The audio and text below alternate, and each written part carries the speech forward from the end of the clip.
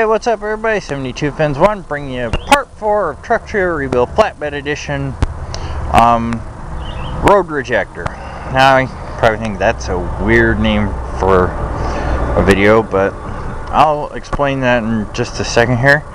Anyways, in part 3, I left off by saying that when I got up to the wheel wells, it was going to take a different kind of technique to get to the wheels. It'd take a different technique to get the wheel wells mounted on. So this video is going up like a long time from when part 3 was, because the first time me and my friend tried it, we measured it wrong, and so we messed up, so we had to do it over a second time. But anyways, we got it right this time, and things in the trailer's getting close to being usable again here after this upgrade, which I'm going to show you guys in the video. But anyways, here's the finished result of what I've gotten done so far. Now, as you can see, there's a lot of floor on there. Looks like all the way from the front to the back, because it is. But not all of it's mounted down yet, but more on that in a second. Now, if you notice here, I got my truck trailer wheel wells on this side and on that side. From Truck Trailer Rebuild a wheel well replacement or installation or whatever, I forget the title.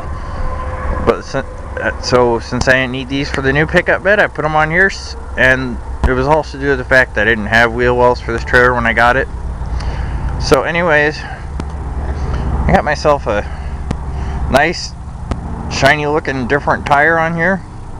Now, I had a second one to match it, but when I put the tire on, the tire was bad, so unfortunately I had to use another tire from another vehicle I had owned a while back. But they're both the same size, which is what really matters in this case, and there's plenty of room to change a tire if I would have a flat on the road, or if I need to change, or I had something happen to the wheel where I could change it. Although I do need to add a spare tire to this thing in the future, but plenty of room to change it. Now, here's how the wheel well looks with the mounted onto the floor from the side view, from the far side view. Now for the inside view.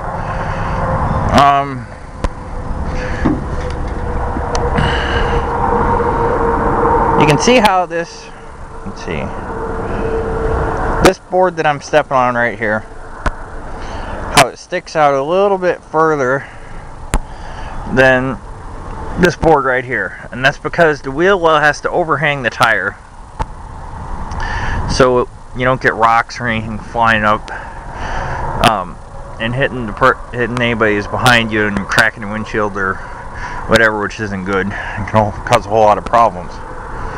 So we cut that so it would overlap, and then mount it down with some lag screws here. Well, this is the upgrade I'm going to tell you about, but anyways, just pay attention to the screws right here. This one, and that one.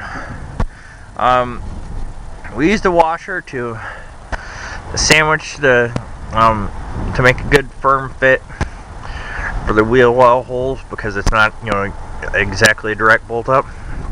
Now, the lag screws only go part way into the wood, going from here all the way to here, and then on the back side as well, so they don't like poke through the wood and cause a problem or anything like that. Now, the thing was, we had cut, you want it underneath the edge of the wheel well, once again, to prevent the boards going underneath the edge of the wheel well for where they mount and where it doesn't rub up against the tire. Now, the problem was, we had done it great on this side, but the problem was we had cut the boards on this side too short here, so we had to cut a new front one where my foot's at. I mean rear one, sorry. Rear one here, and then the new front one to length. And then what we had to do is we had to add this little piece of board where my finger's at, running the whole length of it, to fill in the gap to make it work like the other side, where, you know, rocks and stuff wouldn't fly out and all that harmful stuff. But anyways, huge thanks to Andrew Nelson for doing all the measuring and the cutting and the putting the stuff together on the boards in between the wheel wells and the ones on the back and the ones behind it as well. Now from about here, let's see, that one, that one, that one, that one, and that one. None of these are mounted down yet. The bolts are running through it just so that I know where they mount to the frame, but I haven't put the hardware on underneath it yet. Now, the reason for that is because the title of this video is Road Rejector. Now, I'm going to add some more protection to this thing by making me some mud flaps here, which will hang down from about right here to about 2 inches off the ground. So anyways, what I've done here is I've taken, okay, hold on a second here, sorry, thought I was prepared. Evidently I wasn't totally prepared. Oh, grab one piece I need here real quick. Hold on, I gotta set my camera down.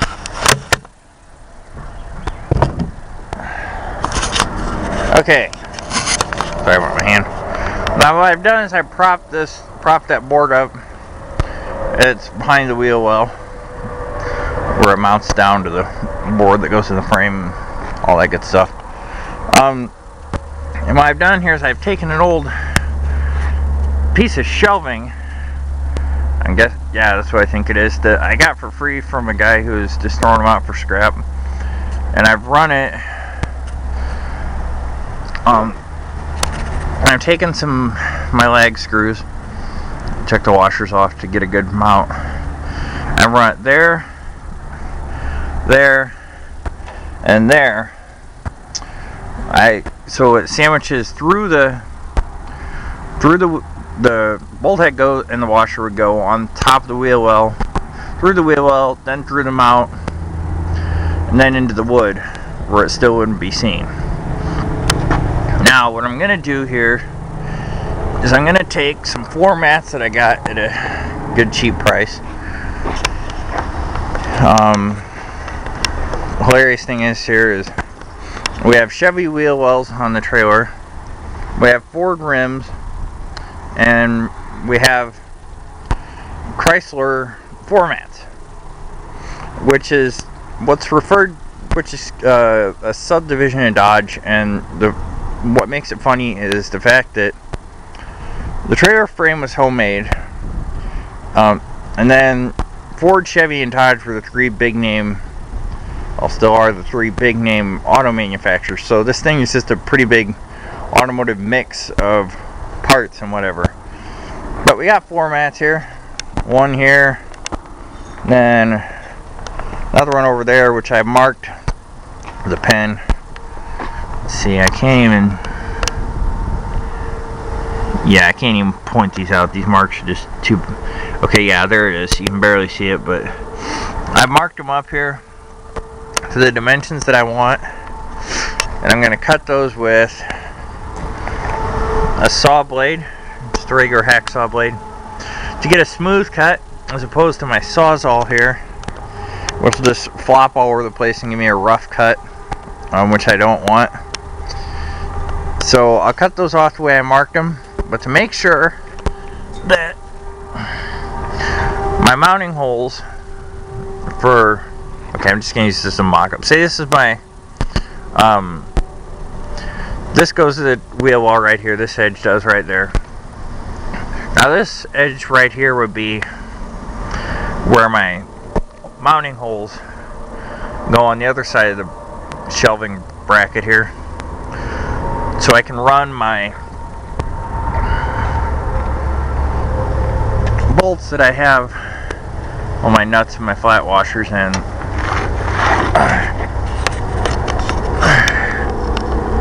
let's see if I can even get a good shot at this.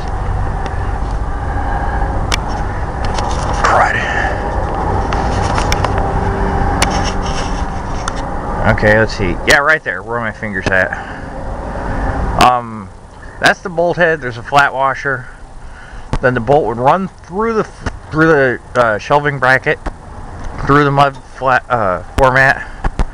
Then there'd be another flat washer nut and bolt to sandwich it in once it's cut. Now what I was getting at, sorry my explaining is a little bad today, but I want to make sure, let's use this piece of my mock-up here to make sure my width and my measurements is right, and that all three of them will have enough floor mat on both the far sides, which would be like here and right here, so the mounting holes all mount up and all that good stuff. Make sure I have enough clearance. And I'll just take my drill bit here with my cordless drill and just drill through the floor mats and through the shelving bracket to make sure it's all going to line up great and stuff like it should. Now after that, what I got to do once that's all mounted in there is, hold on a second, gonna be a little noisy. There we go. Now you'll notice this thing is a little, that plank behind the wheel was a little uneven, and that's because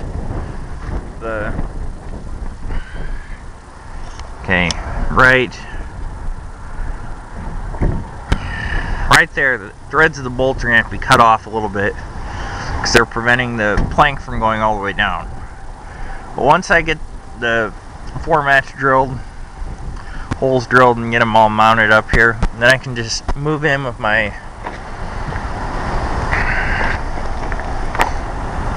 grinder here and cut off the threads that I don't need from the bolt, so the plank will drop down into place.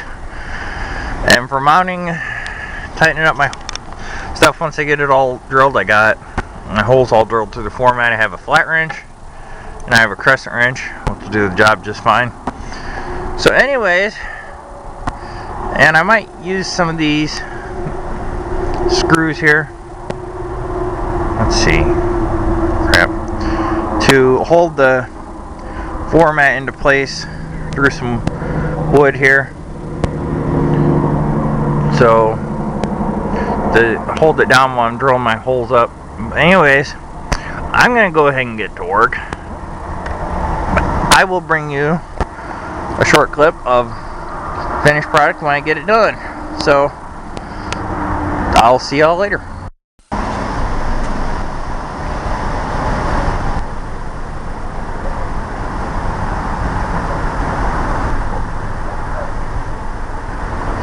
Hey, what's up everybody? 72 Fins 1, bringing another clip of Truck to a Rebuild Flatbed Edition Road Rejector.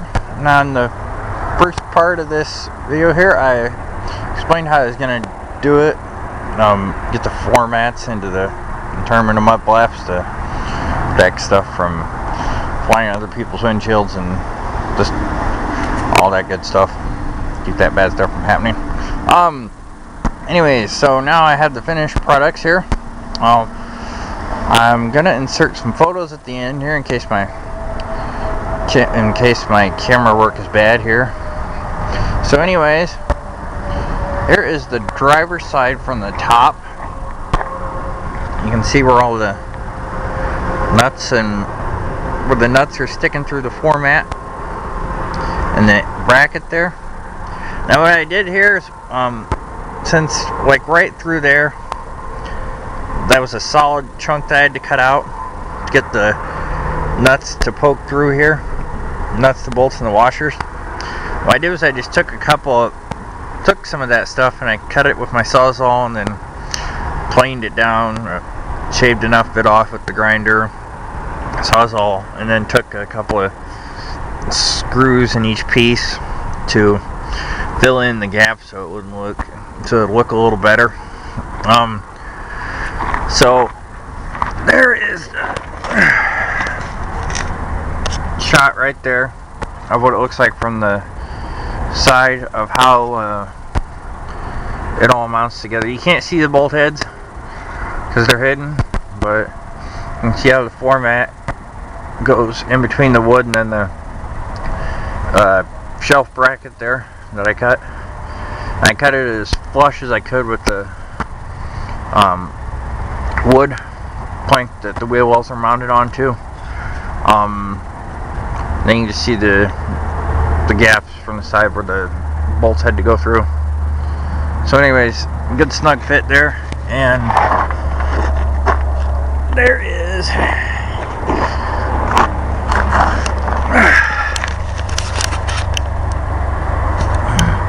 shot of it from the back on the driver's side. Now for the passenger side here, let's see the camera back out. Pretty much the same thing. Yeah, this one I had to shave a little bit off on the top because I got the angle crooked when I screwed it in, so I had to shave that down a bit. It's not perfect, it's not smooth, but hey, as long as it works, that's all that counts in my book.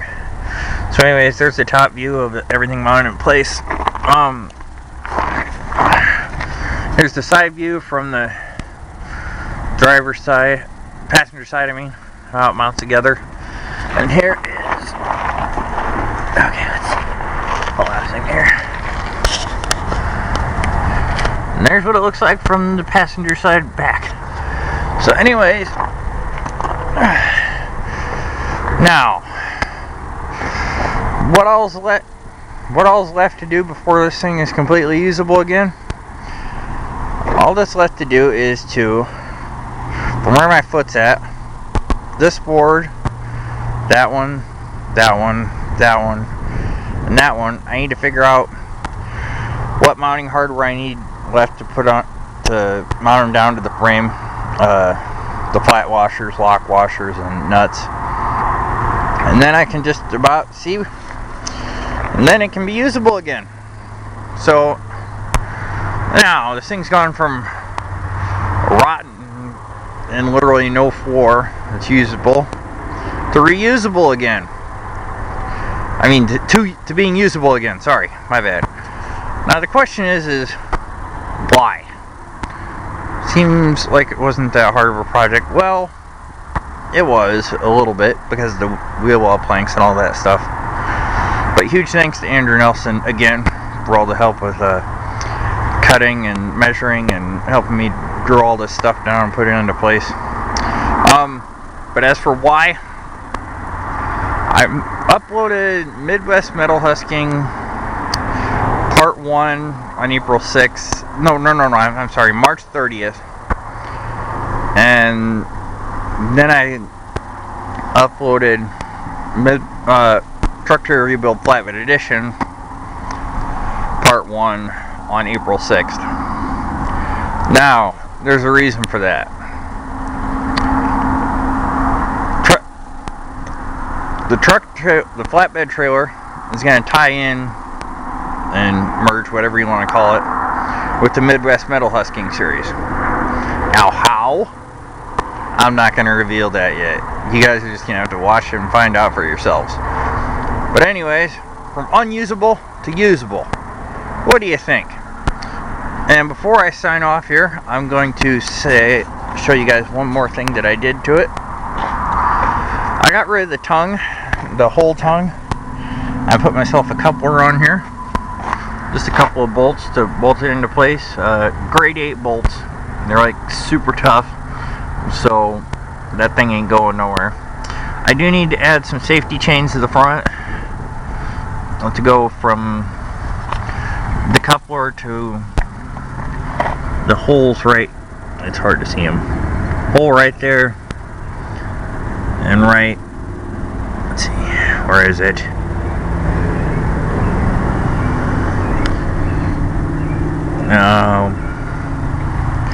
Right there, sorry, on the bumper of my Explorer here.